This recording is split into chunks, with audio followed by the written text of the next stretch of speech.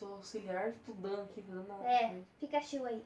Não vai atrapalhar meu vídeo, te dou uma voadora, hein? Oi, gente! Tudo bem com vocês? Eu estou muito rouca, então eu tô meio desconsiderem minha voz. Bom, gente, no vídeo de hoje eu trouxe mais umas dicas de estudos, só que dessa vez, como vocês viram na descrição, eu vou falar um pouco sobre organização de resumo e para não ficar muito abstrato, eu trouxe um tema junto. Eu trouxe a Grécia e eu sou muito apaixonada pela Grécia, eu gosto muito de história. Então eu pensei em trazer mais resumos com mais conteúdos assim, porque além da gente estudar um pouco, né, relembrar o conteúdo daquela matéria, a gente também aprende um pouquinho sobre organização de resumo e pá, e eu espero muito que vocês gostem. Primeiro eu vou mostrar pra vocês o meu resumo da Grécia, eu vou colocar a fotinho aí pra vocês.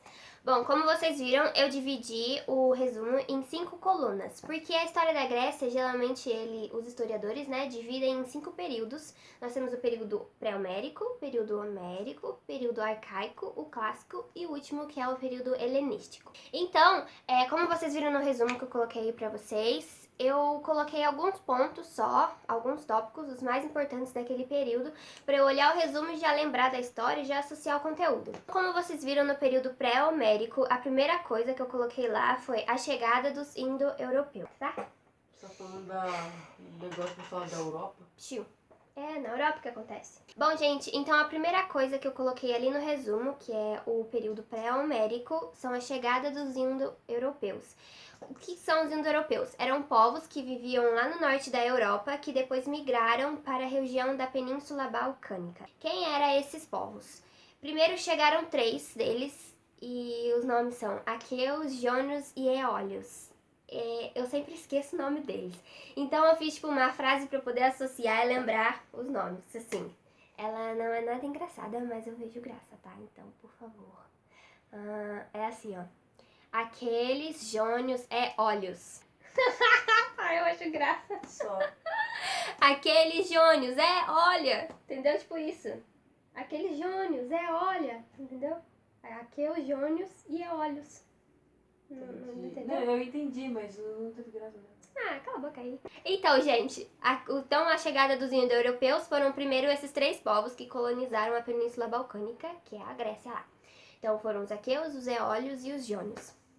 Bom, com as chegadas deles, eles foram se instalando lá na península e eles fundaram 2 cidades muito importantes para a época, que foi Creta e Micenas, até que deu origem àquela civilização creto-micênica, sabe?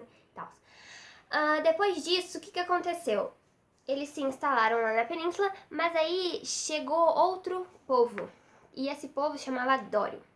Os Dórios, eles eram muito guerreiros, muito assim, muito passados, eles já chegaram pra dominar todo mundo, já chegaram batendo em todo mundo, então eles eram, tipo, muito guerreiros mesmo, e só pra vocês terem ideia, mais ou menos, do temperamento dessas pessoas, eles vão dar origem aos futuros espartanos, então vocês já têm mais ou menos ideia de como é que eles eram. Então, com a chegada dos Dórios, o período pré-homérico chega ao fim, e como eles chegam lá guerreando, o que acontece? Acontece a primeira diáspora grega.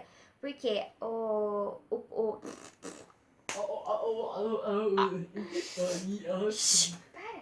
a chegada dos Dórios, o povo que vivia lá na Península Balcânica, em Creta e em Micenas, eles vão tudo embora, né? Então acontece a primeira diáspora grega, porque como eles já chegam guerreando, batendo em todo mundo tá lá, fica tudo com medo, aí eles vão tudo embora. A invasão dos Dórios marca o fim do período pré-homérico. Começa então o período homérico em si, e ele recebe esse nome porque grande dos acontecimentos dessa época foram retiradas da obra Ilíada e Odisseia, que foi escrita por Homero, por isso que esse período recebeu o nome dele, né, em homenagem. Então, o que aconteceu nesse período de importante? A formação dos guenos. O que eram os guenos? Os guenos, eles eram comunidades familiares e a organização social deles era a propriedade coletiva. Então, todo mundo que vivia ali no guenos, eles contribuíam para que a sociedade ela se movimentasse, sabe? Para que ela se desse continuidade, todo mundo trabalhava lá, todo mundo se ajudava. Dentro desse guenos, a gente tinha sempre um chefe, que era o chefe da família, e ele se chamava Pater. Então, o Pater era o chefe da família e comandava todo mundo lá. Aí, o que vocês viram ali no resumo que eu coloquei? Vou colocar a fotinho de novo. Vocês viram que no período homérico eu coloquei ali a primeira coisa, Homero. obra Ilíada e Odisseia, que foi que deu origem ao nome do período, e embaixo eu coloquei a formação dos Genos, que foi o ponto mais importante desse período, que os Genos. Aí eu puxei uma chave e coloquei o significado, né, do Genos, que eram comunidades familiares, e a propriedade era coletiva, tinha o pater, né, que era o chefe da família e cuidava de todo mundo. Os paters, né, eles vão dar origem aos futuros nobres, porque como eles eram os chefes, eles que comandavam tudo, e eles vão dar origem aos futuros eupátridas, mas isso daí é o tema do próximo período. Conforme foi acontecendo isso, os Genos começaram a se desenvolver e a população começou a aumentar, e com o aumento da população, eles precisavam de mais alimento para poder sustentar, né, todas essas bocas novas aí que apareceu. Bom, então como o Genos começou a se desenvolver, eles começaram a acumular riquezas, né? Então a sociedade, ela meio que pede para que ela se organize de uma forma mais complexa. E aí, com o fim dos Genos, acontece então o fim do período homérico e a gente dá início ao período arcaico. Período arcaico, o ponto mais importante é a formação da cidade e estados. No resumo, a primeira coisa que eu coloquei foi oligarquias. Por que eu coloquei essa palavra? Então, era o poder na mão de poucos. Então, quem comandavam a cidade e estados eram poucas pessoas, né? Então, eram geralmente os mais ricos e eram chamados de eupátridas na época, tanto nas duas cidades muito importantes, né? Que a gente vai estudar um pouquinho mais pra frente, que é Grécia e Atenas.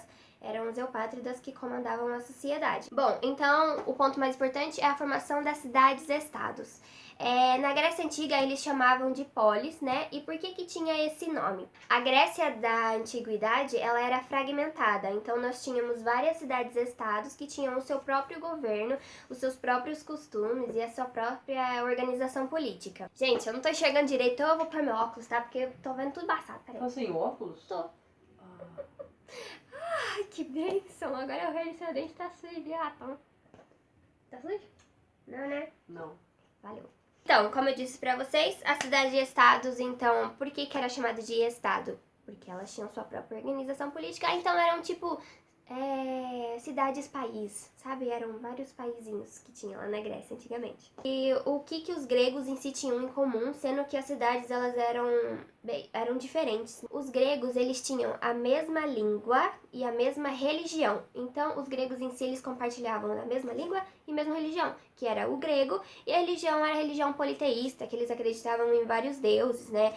Então, era isso que eles compartilhavam em si. No período arcaico, nós temos o desenvolvimento de duas cidades muito importantes, Atenas e Esparta. Atenas e Esparta, as duas cidades, né, elas adotavam o sistema escravista. Vocês viram que eu coloquei ali embaixo duas bolinhas, elas estão em rosa, né, Atenas e Esparta. Só que a diferença, o que era? Como que era a organização econômica dessas duas cidades eram muito distintas. Porque devido à localização da cidade de Atenas, né, eles se localizavam perto do oceano, eles tinham uma maior facilidade para fazer o comércio marítimo. Então, a economia de Atenas dependia bastante desse comércio marítimo e eles eram muito fortes em relação a isso. Já Esparta, a economia de Esparta era agropastoril. Eu coloquei mais dois pontos importantes dessas duas cidades, que Atenas era cosmopolita. O que é isso? Cosmopolita é uma cidade que tem pessoas de várias regiões. E já Esparta já era mais fechada, já era uma cidade um pouco mais fechada pra si. E eles eram muito, assim, militarizados, sabe? Vocês podem ver nos filmes, né, de Espartacus e todo mundo já lutava, já. Então eles, assim, valorizavam muito o exército em Esparta. Já em Atenas, eles valorizavam bastante os estudos, política e essas coisas. Nós vamos para o período clássico. O período clássico é, tipo, o período mais top pra Grécia, entendeu? Por isso que, nessa época, a Grécia é chamada de Magna Grécia. Então, tipo, a Grande Grécia. Então, é o auge da cultura grega, é o auge da civilização grega. Então, é um período bastante importante, porque nesse período começa a desenvolver mais a filosofia, a cultura em si. Vocês viram ali, então, no resumo, que eu coloquei como tópico o apogeu grego, né? Que é a época clássica, então, foi o apogeu da Grécia. O segundo tópico eu coloquei as guerras médicas. O que eram as guerras médicas? Eu coloquei uma seta embaixo ali das guerras médicas, qual era o objetivo, que era o controle do comércio marítimo, né? Então, as cidades gregas estavam lutando contra a Persa. porque a Pérsia também queria esse controle, e aí eles entraram em conflito. Então, as cidades gregas, Esparta e Atenas depois, né, eu não vou entrar em detalhes nessa guerra, mas eles se unem para poder lutar contra a Pérsia e eles vencem Pérsia. Com a vitória nas guerras médicas, Atenas, ela se torna uma cidade muito importante, então ela se torna muito influente para toda a Grécia, e aí isso começa a, sabe, fazer assim, as outras cidades sentirem um pouquinho de ciúminho, tipo Esparta, sabe? Esparta começa a ficar meio com ciúminho de Atenas, tipo assim, como assim você quer mandar em todo mundo? Atenas, nesse período, ela já adotou a democracia, né? Nessa democracia, somente 10% da população participava, né? Então, na verdade, era uma democracia para poucos, mulheres e crianças não participavam. E aí, como Atenas estava exercendo sua hegemonia para as outras cidades, acontece então a Guerra do Peloponeso. E a Guerra do Peloponeso é contra Atenas e Esparta. Eles guerriam, só que Esparta acaba vencendo Atenas nessa época. Com assim, a derrota de Atenas, ali começa a decadência do apogeu grego, né? Então, começa a se fragmentar, assim, toda aquela hegemonia que a Grécia tinha construído nesse período. Como eles vão se desconstruindo, vai acontecendo várias guerras internas, e aí eles acabam ficando vulneráveis para invasões de outros povos. E aí quem chega lá dominando?